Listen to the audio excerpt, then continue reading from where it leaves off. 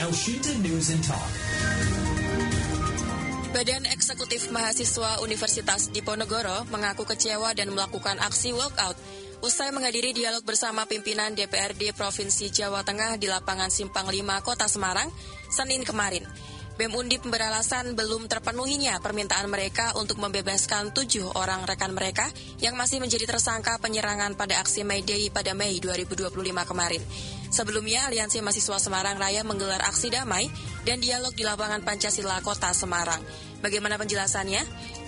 Kami terhubung dengan Presiden Badan Eksekutif Mahasiswa Universitas Diponegoro Semarang, Aufa Ata Arik.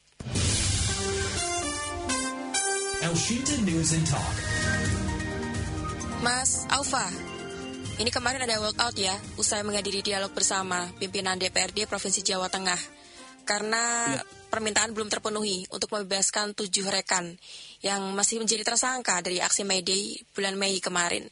Hingga Mei sampai sekarang September, Mas. Kenapa ini? Ada apa dengan kemarin, Mas?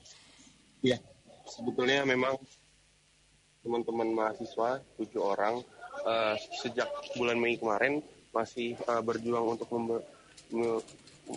mendapatkan keadilan gitu, karena sampai detik ini masih menjadi tersangka dan juga sedang menjalani proses peradilan, yang mana sebetulnya memang beberapa waktu belakangan upaya-upaya yang kita sudah tempuh ialah untuk mencapai sebuah restoratif justice. Dan beberapa waktu belakangan kita juga sempat memberhentikan dan juga mengkonfrontasi secara langsung kepada Bapak Gubernur terkait dengan janji yang dia sampaikan pada saat itu di Undip, bahwasannya ya 7 mahasiswa itu sudah di restoratif justice, namun sampai detik ini tidak ada kepastian itu. Itu sih, Mbak. Berarti kondisinya sekarang bagaimana itu untuk 7 rekan yang masih ditahan ya berarti? Ya, sekarang menjadi tahanan kota dan sampai detik ini masih menjalani proses peradilan di PN Semarang, yang mana sebetulnya apabila korban memaafkan karena korbannya ada dari pihak kepolisian, seharusnya memang sudah selesai permasalahan ini dan restoratif justice seharusnya sudah bisa dijalankan. Oke, kalau kita flashback sebentar ya Mas ya. Ini mungkin bagi yang belum mendengar terkait dengan kasus 7 orang rekan ya. Ini semuanya dari Undip atau ada dari kampus lain? 3 orang dari Undip, 3 orang dari UNES, dan 1 orang dari OSM. Baik. Mahasiswa semua. Kronologinya awalnya kenapa ini?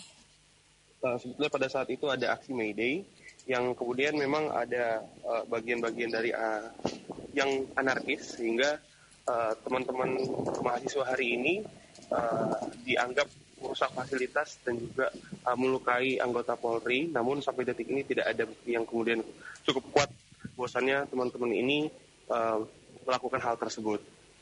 Sehingga itu yang kami upayakan, bahwasannya restoratif justice harusnya memang sebagai negara demokrasi, upaya-upaya hak bebas pendapat dan juga berekspresi harusnya dilindungi oleh undang-undang, sehingga teman-teman tidaklah pantas untuk kemudian dikriminalisasi. Oke, kalau kita bicara terkait dialog yang kemarin sudah dilakukan ya dengan pimpinan DPRD, ini dialog yang dihasilkan apa saja, Mas? Sebetulnya cukup bagus terkait dengan kehadiran dari anggota DPRD Provinsi, namun yang kami sayangkan sebetulnya ketidakadaan dari Ketua DPRD Provinsi yang hadir di situ, hanya wakil dan jajarannya. Kemudian ketiadaan dari Kapolda yang kemudian memang kita undang juga, gitu, sehingga kami rasa forum kemarin forum yang sia-sia, yang mana seharusnya bisa dihadirkan oleh instansi terkait untuk nantinya kita sampaikan dan juga kita menagih apa yang kemudian menjadi aspirasi dari kita. Oke. Itu yang kemudian menjadi landasan. Tapi kalau hasil dialog yang sudah terselenggara kemarin, mungkin ada poin-poin yang perlu di-highlight? Tentu kalau untuk dialog yang kemarin dari masing-masing kampus yang ada di Semarang Raya menyampaikan permasalahan-permasalahan dari masing-masing kampus ataupun aspirasi-aspirasi dari masing-masing kampus, sehingga ya mungkin dikembalikan lagi ke teman-teman bahwasannya ya apakah tuntutan-tuntutan yang mereka sampaikan itu terjawab ataupun hanya jawaban normatif saja yang diberikan. Namun dari Undip sendiri menyampaikan terkait dengan pembebasan kawan-kawan kami, 7 orang mahasiswa yang masih menjadi tahanan kota sejak May Day. Namun rasanya dari pihak DPRD juga tidak memberikan kepastian juga karena memang kewenangan dipegang oleh Gubernur dan juga Pak Kapolda karena sebagai pemimpin tertinggi di Jawa Tengah. Ini tuh. Berarti hasil dari diskusi kemarin ternyata masih belum memenuhi ekspektasi dari teman-teman BEM seperti itu. Terkhusus BEM Undip, namun ada beberapa kampus juga yang mungkin merasakan hal tersebut, namun yang kemarin kita sampaikan di depan ya hanya dari BEM Undip. Ya, kalau dari penyampaian aspirasi kemarin ya yang sudah dilakukan, apakah dirasa sudah cukup efektif, Mas? Saya rasa ya mungkin dialog-dialog seperti itu harusnya sering dilakukan, bukan hanya di masa-masa urgen sekarang aja gitu.